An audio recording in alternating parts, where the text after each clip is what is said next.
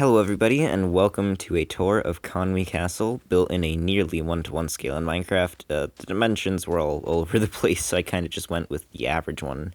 But you can see in front of us that I've made the castle, all of the walls, and part of the land it sits on, and then a little bit of shoreline outside of it. I've got almost all the buildings in place. There were a couple, like, the bathrooms that I just had no idea where to put. I couldn't find any information on them, so I kind of just put them in towers and stuff, so it's not entirely accurate. I couldn't find information on everything, but yeah. So right here we have the main entrance. It's a stone staircase leading up to a drawbridge, and this right here is just another staircase that leads up, and then we've got a gate at the back to make this a kind of like kill chamber for attackers. And now we've entered the Western Barbican. This is just, a very small sort of gate outside of the main wall, which is very high, and you can see up there as machicolations, which are basically holes in a wall that's extended past the corbels to let defenders shoot straight down on anyone close to the wall. And you can see we have these little turrets. We'll actually go up one right here. These little turrets in the outer wall that let you, just shoot over the wall, and they have a bunch of arrow slits in them. And it's lower than the inner wall to let people on the inner wall shoot over this wall, kind of inspired by concentric castles. So this main gate right here, as you can see, has two different gates, one on each side, and then a portcullis and iron bars on the inside, as well as a bunch of arrow slits. So now we're in the outer courtyard, and you can see just a bunch of buildings on all sides. And we have this path running through the center that leads to the back courtyard, or the inner ward, whatever you kind of want to call it, which is this big wall back there. Right here, you can see it's kind of got a well right here. We have a little ditch right here. There's a ladder that goes down there, but it's just for defensive reasons. And then you can see we even have a drawbridge right there, and then a well. This is very deep, don't fall down. The drawbridge is right there, and we've got a little turret. So, I guess we'll start with this building. This is the long building in the outer courtyard. It houses the Great Hall and Chapel. This is a little entry hall. This is the main chapel of the castle. We have the crosses of England on the walls, a big carpet right there, and the altar, which is this little thing right here. Just got stuck moving around. But yeah, we've got a couple windows and arrow slits on this wall facing the ocean.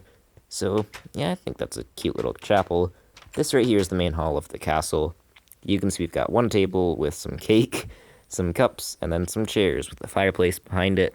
It's very simple, but a lot of images I found in drawings of this place are very, very simple. So I was like, you know what, they're very simple, so I don't really have to make this harder for myself. This right here seems to be some sort of like minor eating hall or like audience chamber. I don't really know what the purpose of it is, but that's what I was able to find. So here we have another arrow slit, and then this hallway leads into the prison tower, which is very dark, and you can see we've got a couple super cramped cells with a bed and then a pail of water. Nothing nice, but I mean, they're prisoners, and usually what would happen is they would seize prisoners and then quickly bring them into the Great Hall for trials. We've actually got another level of this in the cellar, and then ceiling, or the second floor, whatever you call it. But yeah, we're gonna head back into the main path, and I suppose maybe the kitchens? Yeah, let's go to the kitchens. So we have a brew house right here, which stores a bunch of water and a ton of beer on these walls right here. That's because the water in this time period is very dirty. You can't really trust on it for drinking, so beer, beer, beer. People were drunk a lot. This is the main kitchen of the outer ward. You can see we've got a couple big places for making food in that gigantic fireplace. And then this right here is the kitchen tower. It houses a couple cooks, as you can see back here. And then we have a bunch of storage, just for a lot of firewood and stuff you'd need for cooking. That's not, like, accurate historically. I couldn't find any reference for what was in the bottom floor of the tower. That just seemed to make sense for me. So we also know that aside from the kitchen and brew house, we have two bakeries. This is bakery number 1. We've got an oven. So we have fire down there to kind of heat it up, and then the bread would go in that top slit. Now we have arrow slits in the wall as well. This is all information we have. Like, we know there's one kitchen, 2 bakeries, and a brew house in this outer courtyard. So here's the second bakery. As you can see, it's another oven.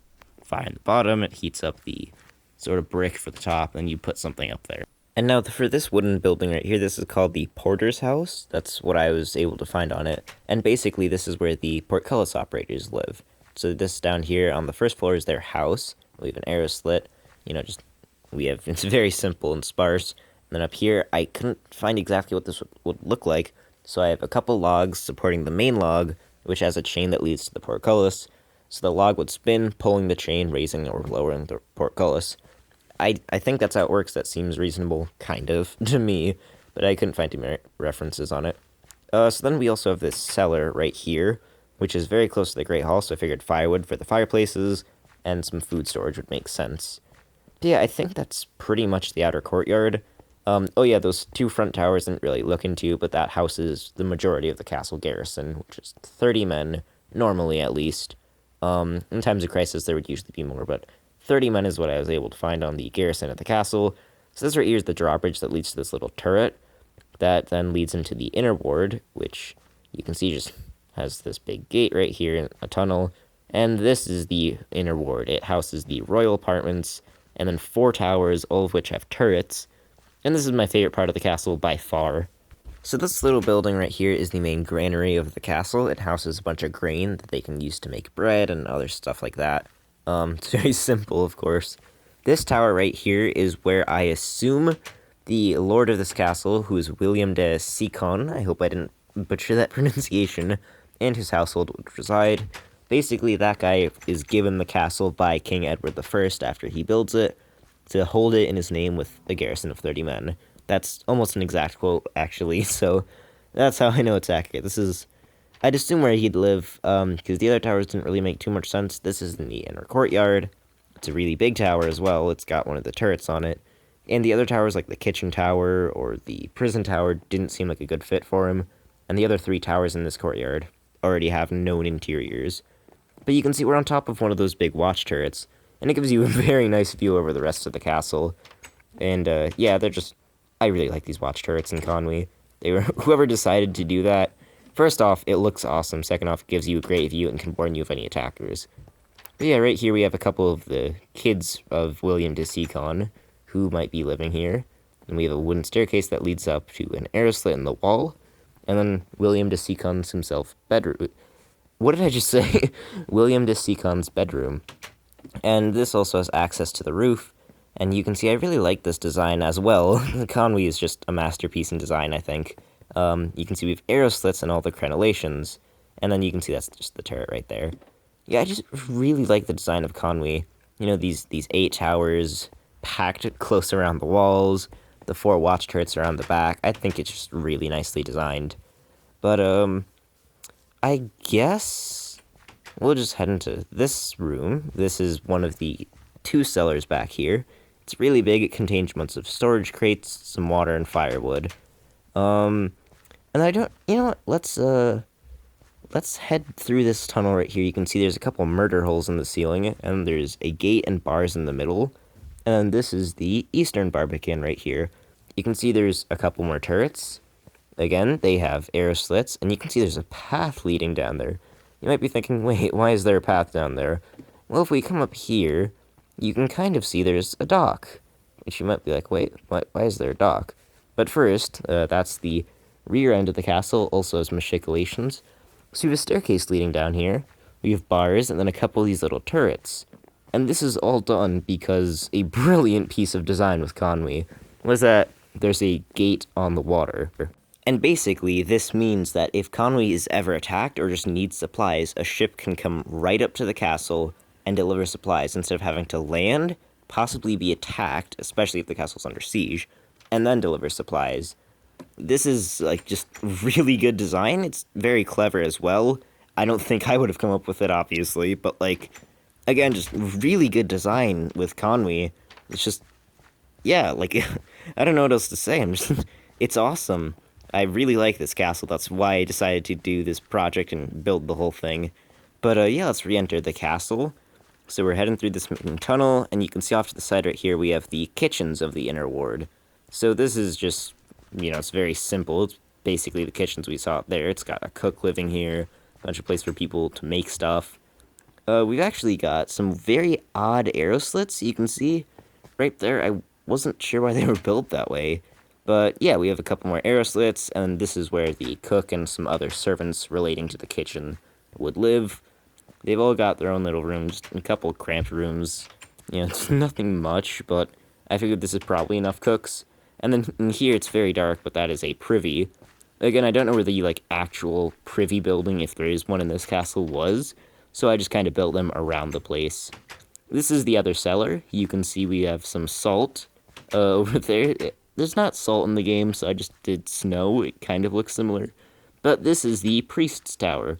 So basically, we've got religious workers like this person living in here, a small room. Right here, we just have a little place with some books. We've got a table up there, another air slit, and then we have a staircase right here. This leads up to the private chapel, which is this building. Again, a big cross. It's the Red Cross of England. We have a nice altar right there. And then we have a bunch of windows. You can see this very nice glass window. I really like that part.